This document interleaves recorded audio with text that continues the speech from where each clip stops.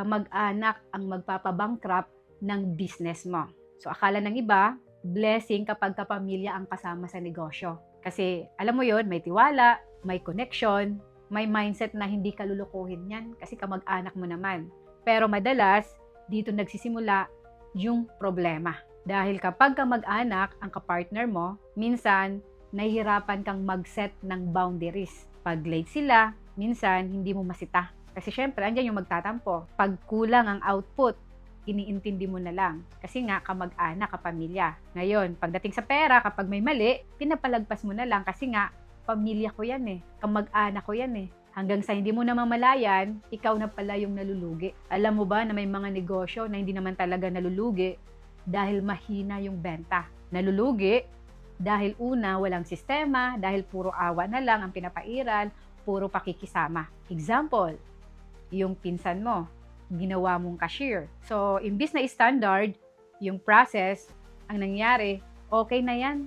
Kilala ko naman yan dahil pinsan ko naman yan. So, walang resibo, walang tracking, walang accountability. Hanggang sa bigla na lang may mangyayaring nawawalang pera. And kapag tinanong mo, kadalasan hindi naman talaga umaamin. Di ba? Wala namang magnanakaw na umaamin talaga. At dahil sa pamilya, syempre, pamilyang turing mo, wala nang napaparusahan. Kasi nga pinapalagpas mo na lang. So, yung magiging results, ikaw na yung sumasalo lahat ng loss mo. Isa pa, may kamag-anak kang partner na minsan walang malinaw na role. Lalo na pag may decision. So, minsan emotional na lang yung basihan. Hindi na yung data, hindi na yung strategy. Kasi sa tingin mo, para walang tampuhan, okay na yon. Kaya minsan ang nagiging ending, mali ang direction ng negosyo mo.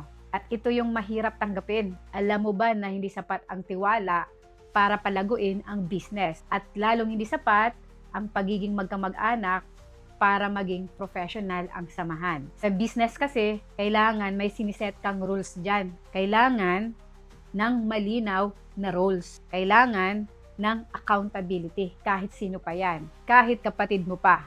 Kapag may mali, may consequence dapat. Kahit tito mo pa yan or tita, dapat may sistema na sinusunod. Kasi kapag pinairal mo ang hiya at awa sa negosyo, unti-unti mong sinasakripisyo ang kita mo. And eventually, habang tumatagal, hindi mo napapansin o namamalayan, negosyo mo na pala ang nauubos para lang walang masaktan. Ngayon, kung gusto mong tumagal ang business mo, tratuhin mo ang lahat bilang professional kahit kamag-anak mo pa yan sila. Be professional. Kumbaga, ihiwalay mo ang relasyon sa sistema. Mag-set ka ng malinaw na rules starting pa lang.